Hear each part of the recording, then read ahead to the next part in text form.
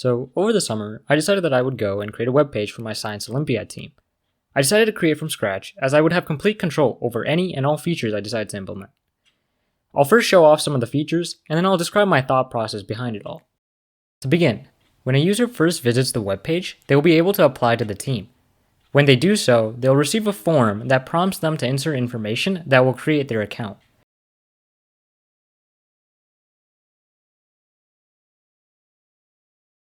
Their account at this state won't be able to log in, as they haven't been approved by an admin.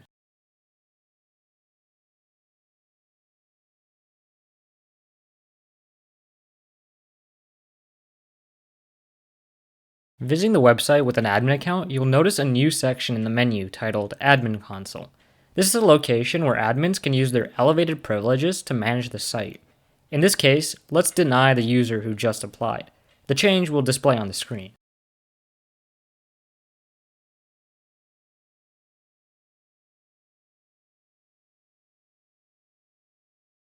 The user trying to log in will be informed that their account has been rejected.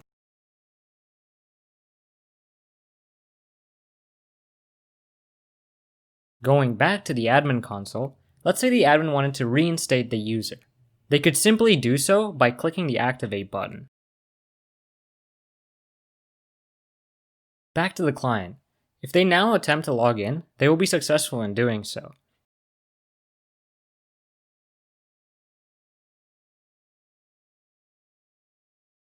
Now that the user is logged in, the sidebar will contain a profile section that the user can manipulate. The user can select a new profile image to put into the field, as well as a change to their biography.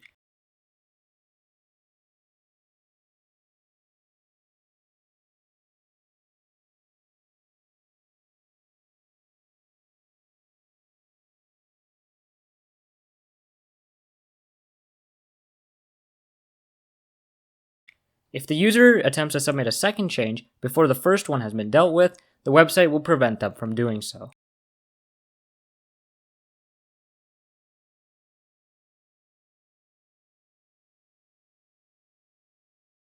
An admin will be required to verify that the changes are appropriate. So by navigating to the admin console and the profile request section, they can see a list of all active change applications.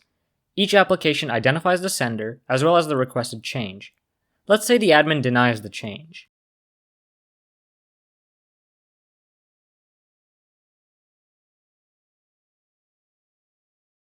On the user end, there will be no change to the profile. However, they will be able to submit a new image and biography as the previous one had been removed.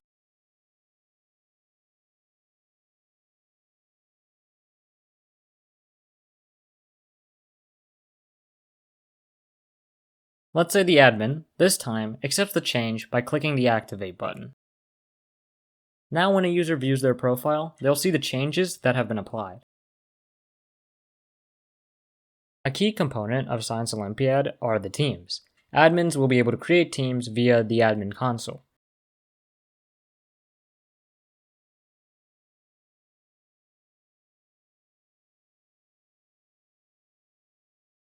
Teams may not have duplicate names. If an admin tries to do so, the server will prevent the admin.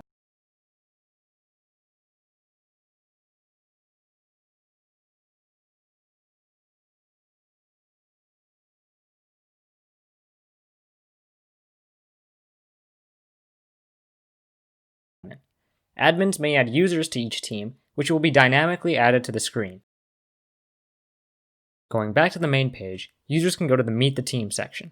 Select a team, select a user from that team, and the web page will display their profile image, biography, events, and awards. Currently, the user hasn't been assigned any awards, so let's go and do that.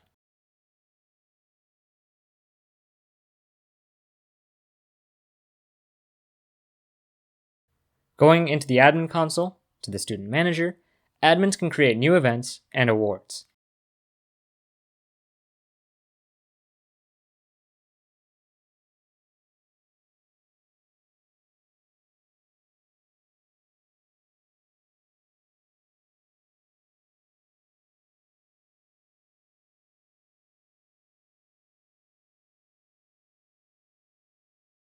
Admins can then add these awards to each user. The changes will be reflected on the main page.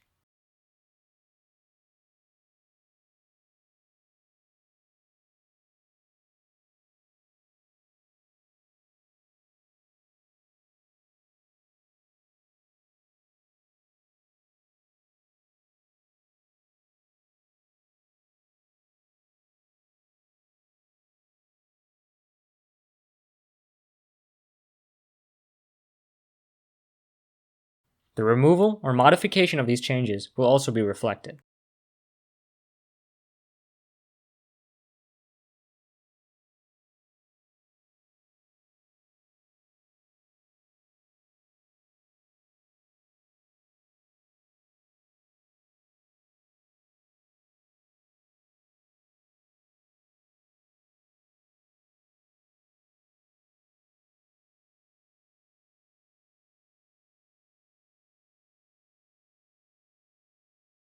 Occasionally, there may be alerts that the admin would like to show users of the site. By going into the admin console and to the Set Homepage Alert section, the admin can activate and deactivate alerts as per their situation. The changes will be reflected on the homepage.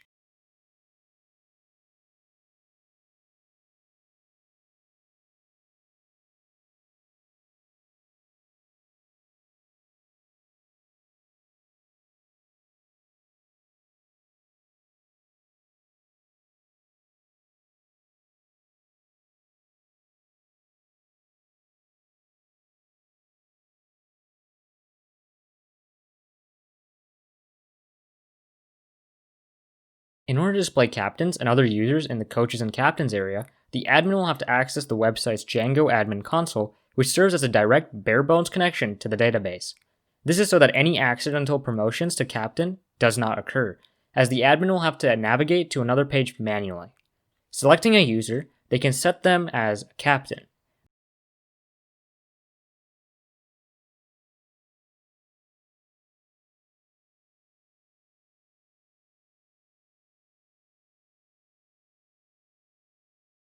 Their profile image and name will appear in the slot.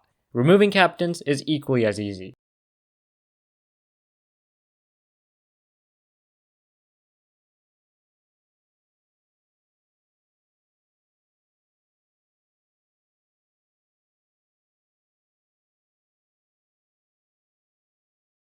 Lastly, we have the feature to graduate students. Admins can go to the graduate student section of their admin console and select a student to graduate.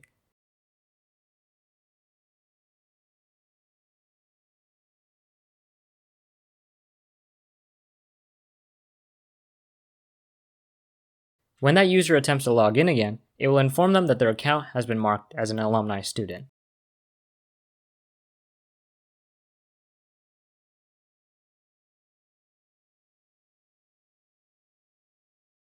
Before I began my endeavor of creating a website for my high school science Olympiad team, I decided that I would take a few minutes to formulate a plan on how I would begin. It's generally good programming practice to spend a few hours planning a project before diving in, as it can inevitably save days or weeks of actual programming. My first course of action was to outline the programming languages and applications I would use in order to make my website. I knew that I would definitely need to refresh myself on the iconic web development trio HTML5, CSS3, and JavaScript. On the other hand, I wasn't entirely sure what application I would use for my server. However, I had my eyes on a few, namely PHP, Ruby on Rails, Node.js, and Django. I knew each of these had their own pros and cons, so my first course of action was to list them out and compare them. Our first contender was PHP, the oldest out of the bunch, meaning it was highly optimized through countless iterations, well documented with abundant resources, and had access to many optimized libraries. However, the age does come as a dual-edged sword, since it didn't contain many of the base features that the other applications had. And in my opinion, it was also a very big hassle to maintain. The next choice I had was Ruby on Rails. It came with a reasonable amount of base features, it was well documented since it was the successor to PHP, and it had access to a fair selection of libraries. Although the pros were very appealing, the cons were equally as unappealing. Ruby on Rails is an extension of Ruby, and while I've had my fair share of experience with object-oriented programming, Ruby is quite a niche language, and to be honest, scripting languages are just far easier to work with. Furthermore, the community of Ruby developers was quite small, and I wasn't exactly sure if I would have a reasonable starting point. Next, there was Node.js, a new and upcoming back-end programming application that had received quite a bit of praise. It's based on JavaScript, meaning that I wouldn't need to work with anything more than JavaScript to develop my entire web application. It was prepackaged with many base features, it was a growing community, meaning I could probably find a reasonable amount of tutorials online on how to get started. But on the other hand, speaking from experience, JavaScript can get quite messy, which makes it irritating to program with. Additionally, it relies on third-party applications to function, which might not be fully optimized. Lastly, we had Django, another fairly new backend application that was entering the web development scene. Since the application was based on Python, it had access to a global array of near limitless pip libraries, meaning if I had an idea, there was probably an existing library already. It came pre-packaged with SQL features built in, and since it was Python, it was really easy to work with. The drawbacks included a slower response time, and as it was fairly new, there weren't many resources to work with compared to the rest. Ultimately, with all things considered, I decided to use Django. It was far more featureful than PHP or Ruby on Rails, and Python was tremendously easier to work with than JavaScript. Of course, I might have a slower processing time for client-to-server interactions, but me getting a functioning project out in a timely fashion was far more important than 1 to 3 milliseconds lost in processing. In order to explain the development process with some ease, I'll have a representation of the 3 major contributors that make any web application functional. First, we have the client, which is any user accessing the web page. Secondly, we have a server, where client and database data is processed. Lastly, we have a database where data and information is stored. After doing the initial setup with MySQL for the database and Django for my web server, I was finally ready to begin working on my actual website. My first course of action was to start making a functional page so that users who access my website receive something visual.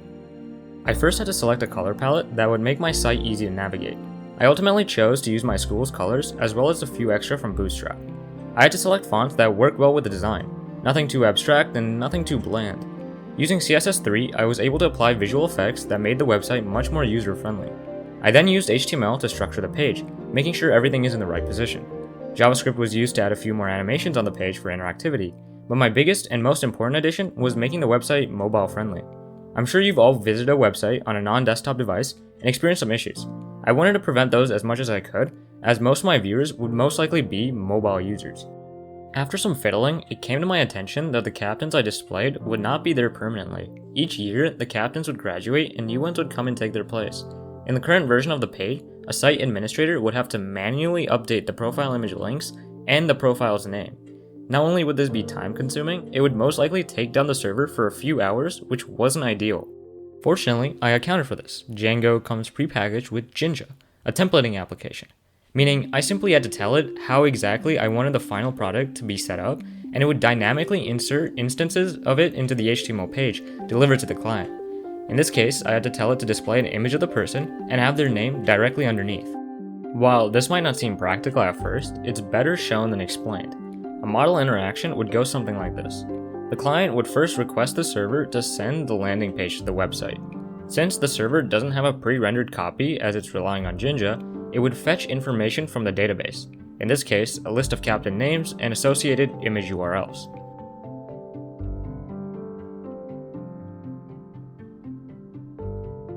Jinja would then take that information, dynamically create the HTML for the page, and insert it accordingly. The page would eventually be sent to the client, and it would contain a web page with the captains included within. The benefit of this is that if captains need to be replaced, they just have to be modified in the database, which is a far better, faster, and easier method than manually replacing the HTML code. Now that I had a working front end, I needed to divert some time in making the database operational. My first action was to create the models required for the web application to function. Models are like classes in Java. For example, let's say we have 2 objects present in nature, grass and trees. Both are present in nature, yet have slight differences that set them apart as shown here.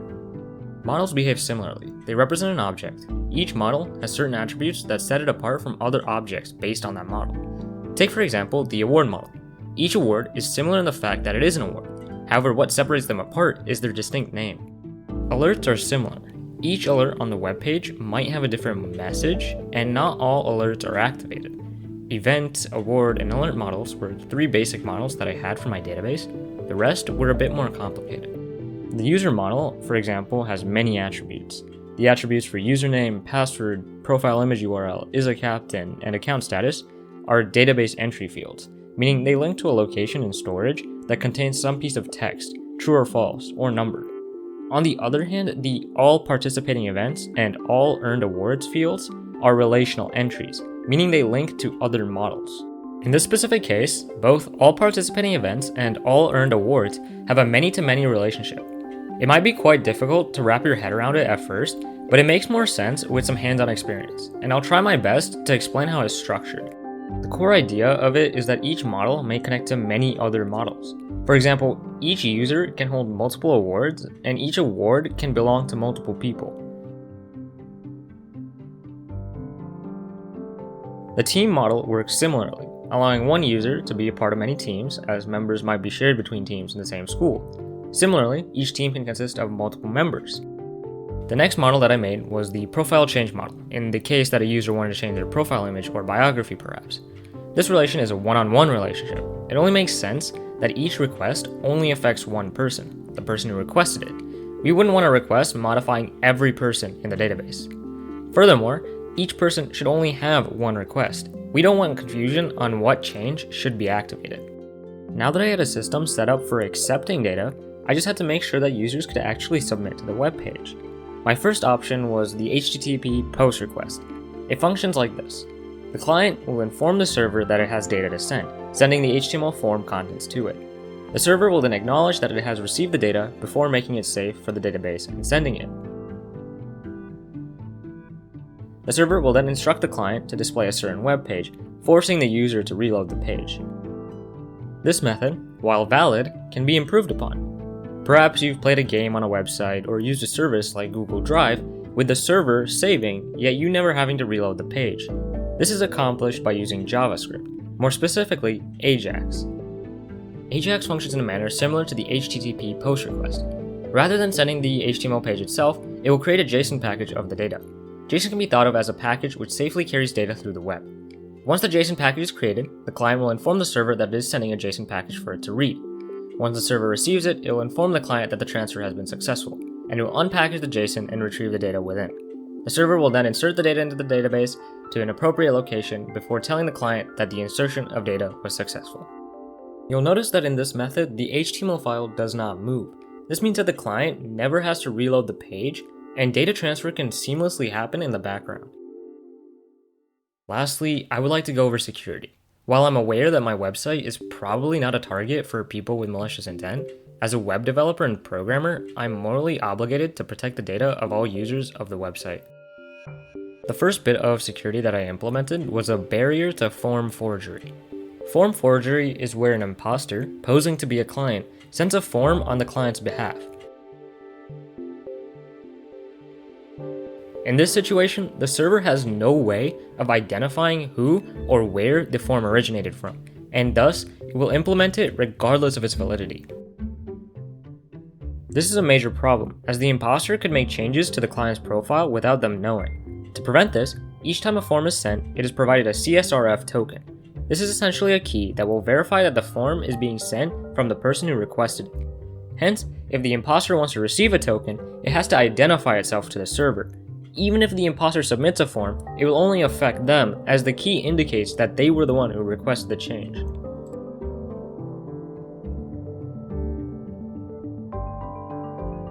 The last bit of security that I added to finish up my webpage was a system to prevent users from using illegally obtained cookies in order to access accounts and server privileges that don't belong to them.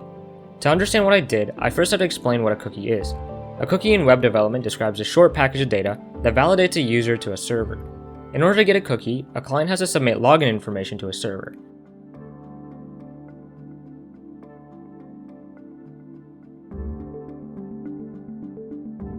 Once the server validates that the login information is correct, it will send a client a cookie, which allows it to identify itself for each interaction it has with the server.